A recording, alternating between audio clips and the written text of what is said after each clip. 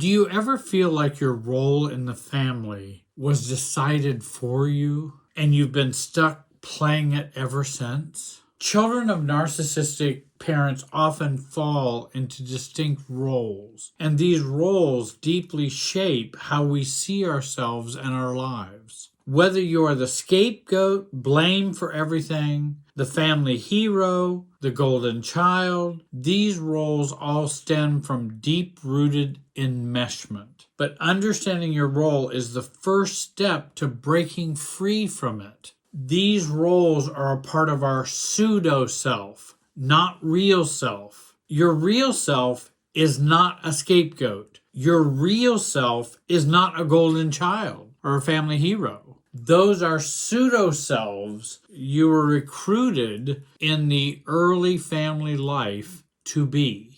I'm Jerry Wise, and for over 45 years I've helped people unravel the toxic roles assigned by their narcissistic parents, heal from their dysfunctional family dynamics, and to build a strong, differentiated sense of self. My own journey has shown me that you don't have to remain stuck in the role or roles you were given. You can choose to be who you want to be and who you actually are. In today's video, we'll explore the 10 types of children narcissistic parents create. Roles like the scapegoat, the parentified child, the golden child, and more. And these roles are not all the roles that are possible, but these are 10 of the biggest ones. Each of these roles carries a unique challenge and impacts your sense of self. Let's dive into them one by one so you can recognize your role and take the first step towards breaking free.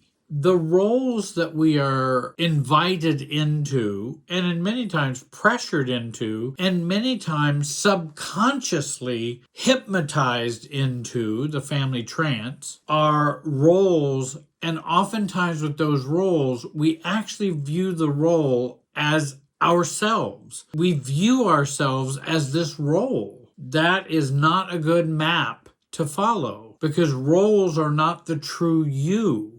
You must give up the role before they will. Even if they never give up that role, you have to give up the role first for them to ever possibly give up that role for you. A child can often have more than one role assigned to them, and a role can change based on the parent's needs or the family's needs. Much of this is done on an unconscious level. Divorces, a parent passing away, a parent getting older, can change and shift roles in the family. Let's talk about the first one, the scapegoat. Many people are familiar with this role. You're blamed for the family problems, often carrying the burden of guilt, shame, and rejection. Scapegoats become the emotional dumping ground, and many internalize feelings of worthlessness while struggling to find their own identity outside of the family dysfunction. Scapegoat is a common one. And there are some great resources, if you check out my website, of books and things that talk about the scapegoat role and how that could help you move out of that role. Number 2, the caregiver or the overfunctioner or kind of the hero. The caretaker takes on the responsibility of managing the family's emotional needs and many other needs as well, sacrificing their own well-being in the process. They often feel responsible for keeping the family functioning and struggle with self-neglect and codependency. Number 3, the golden child.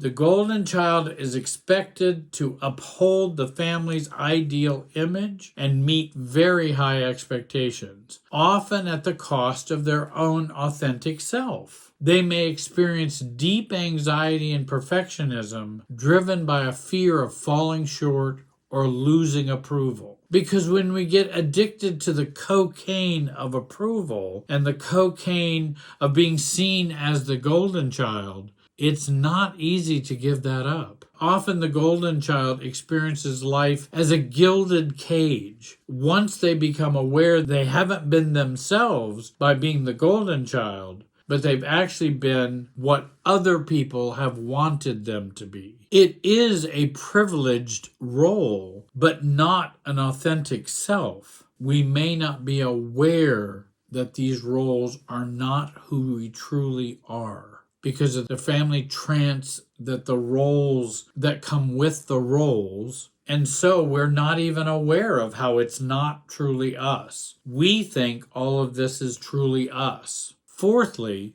the lost child. Often the lost child is withdrawn, overlooked. This role involves escaping into solitude or fantasy to avoid family chaos. They often struggle with forming meaningful relationships and expressing their true needs and emotions. Often, the lost child will feel voiceless, invisible, unimportant, and not really a part of anything, even the family. Fifthly, an example of a role of the mascot. That's where we use humor or charm to deflect tension and maintain harmony within the family that's over serious, often hiding their own pain behind a playful or lighthearted facade. They may struggle with emotional depth and struggle with authenticity in relationships. Number 6, the overachiever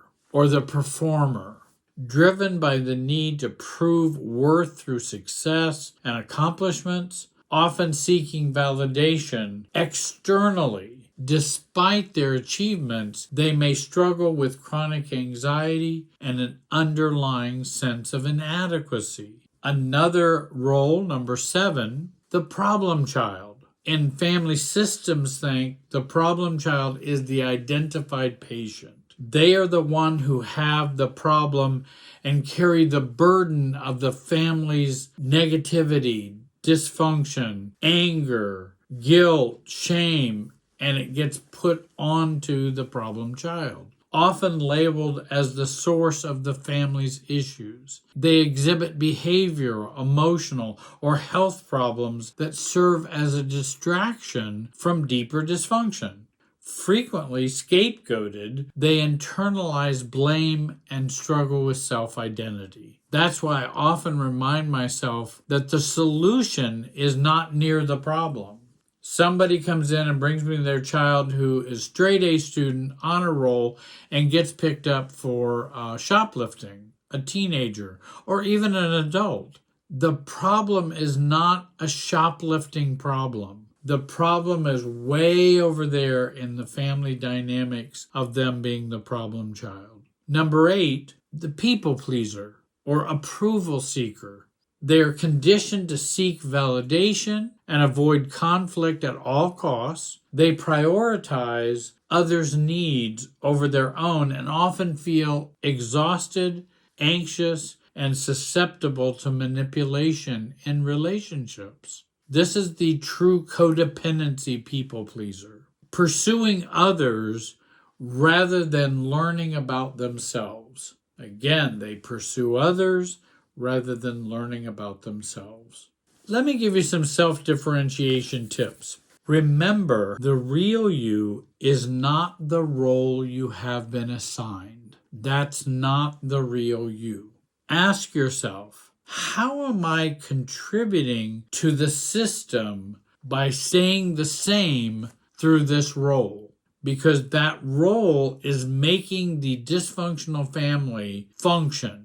Ask yourself, what are the downsides of no longer being in this family role? What if I reject this family role? What would be the downsides of that? And focus on understanding who you are outside the role and the family superself. If you're ready to finally break free from the grip of narcissistic parent abuse and to build a strong, confident sense of self, join my free training today.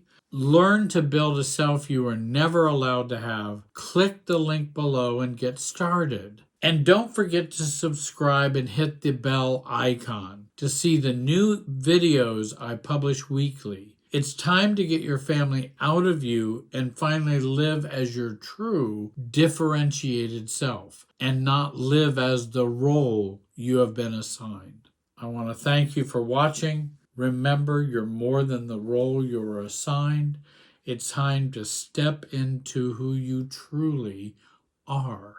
Have a great day. Thanks for watching, and be wise.